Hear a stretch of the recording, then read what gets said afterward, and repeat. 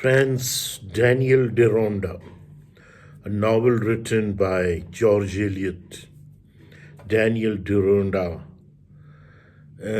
in September of 1865. A handsome young man named Daniel Deronda watches a young lady play roulette at a hotel casino in Liuboron, Germany. He's trying to figure out whether or not she's pretty. We find out that girl's name is Windolen. She's been doing a great job gambling, but when she notices Daniel watching her, she certainly loses all of her money. To make matters worse, not too long after that, she gets a letter from her mom that says that their whole family has lost everything in bad business deal and that she needs to come home immediately. Windolen pawns her turquoise necklace in order to earn a little bit of money. But somebody buys the necklace and anonymously return it to her. Windolen suspects that it was Daniel. We flash back to a year earlier to get the full story of how Windolen has gotten to this point. Windolen and her family moved to Offendene following the death of Windolen's stepfather. Her mother's sister and her family live nearby. They decide to invest a lot of money and time into finding Windolen a good husband because they think she has what it takes to make a good match. Meanwhile, Windolen's cousin Rex falls head over heels for her and tells her so. She brushes him off and things start to get awkward with the family. Rex leaves town. One day the family goes to an archery match. Windolen meets Grand Court. Grand Court takes a shine to Windolen. That night at a party, he asks her to dance. When he invites Windolen and her mom to go horseback riding at his place, where he attempts to propose to Windolen, another archery match follows. Windolen receives a mysterious letter and meets Lydia Glacier, who tells Windolen that she is Grand Court's mistress and that they have 4 kids together. Windolen tells Lydia that she won't interfere. Windolen is shaken up and decides to travel to Liuboron with the Von Langens. We are hereby caught up to the point in time when the novel begins. Meanwhile, we learn a little but more about Daniel. We find out that ever since he was 13, he has been trying to figure out who his parents are. He has lived with Sir Hugo Mellinger his whole life.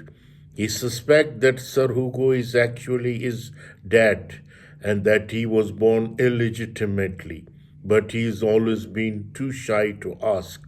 One day, Daniel rows out on the Thames River and notices a young woman standing in the river bank looking upset.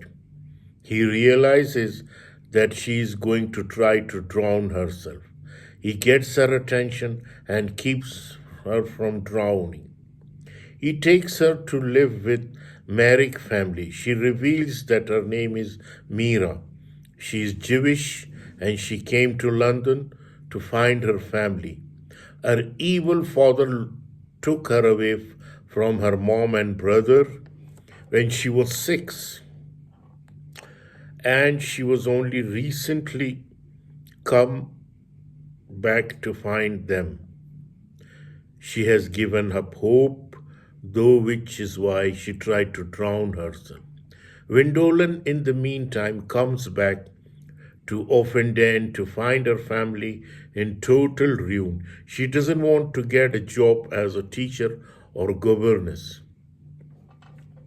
Though so she asks Klezmer to help her become a singer. He tells her she has a snowball's chance in Arizona.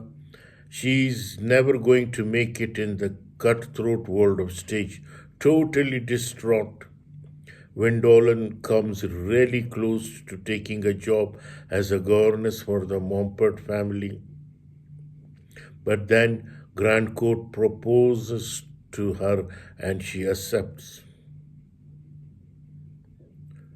Daniel becomes interested in learning more about Judaism when he is in Frankfurt. He goes to the synagogue and meets an old man who asks him who his mother is. When Daniel gets back to London, he starts hanging out more and more in the Jewish neighborhood. He sees a shop with the name Ezra Kohan above the door. He realizes that Ezra is Mira's brother's name and goes in and gets to know the family. They invite him back to Sabbath dinner. At dinner, he gets to know Mordechai, a man he met earlier in the second-hand bookshop. Mordechai and Daniel continue to get to know each other. One night at a pub called the Hand and Banner, Mordechai mentions that his sister Mira has taken from him and his mother when she was just a little girl. Daniel realizes that Mordechai is the brother that Mira has been searching for. His real name is Ezra, but he also goes by Mordechai. Well, that was easy. Daniel stalls for a few days, but eventually he reunites the two siblings. Mira promises to take care of Mordechai. Meanwhile, Wendolen is not happy as Mrs. Grandcourt. She feels incredibly guilty about the harm she must be causing to Lydia and her kid. She starts being really rude to Grandcourt. Grandcourt has lush. His henchmen tell Gwendolen the detail of his will. She's going to get a pretty crudy deal. Grandcourt makes Windolens come yachting with him in the Mediterranean. Sir Hugo tells Daniel that his birth mother has sent for him and that he has to go to Genoa as soon as possible, which conveniently puts him in the same place as Grandcourt.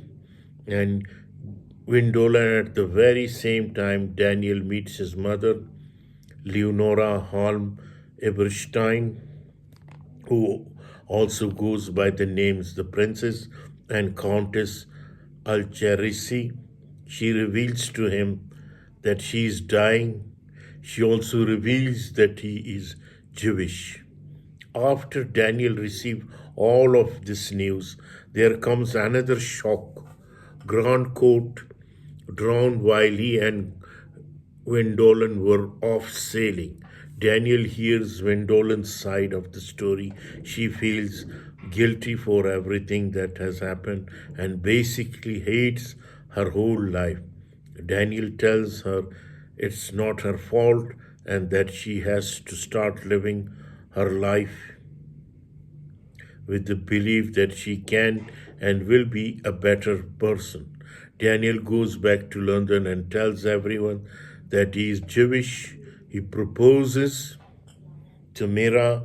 Wendolen absolutely flips out when Daniel tells her the news, but she ends up congratulating him.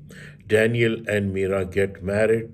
They plan to carry on Mordechai's work of starting up a new Jewish nation. Mordechai dies with Daniel and Mira at his side.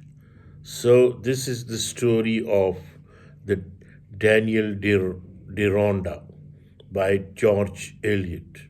And I hope, friends, that you will find this interesting novel more interesting after reading it,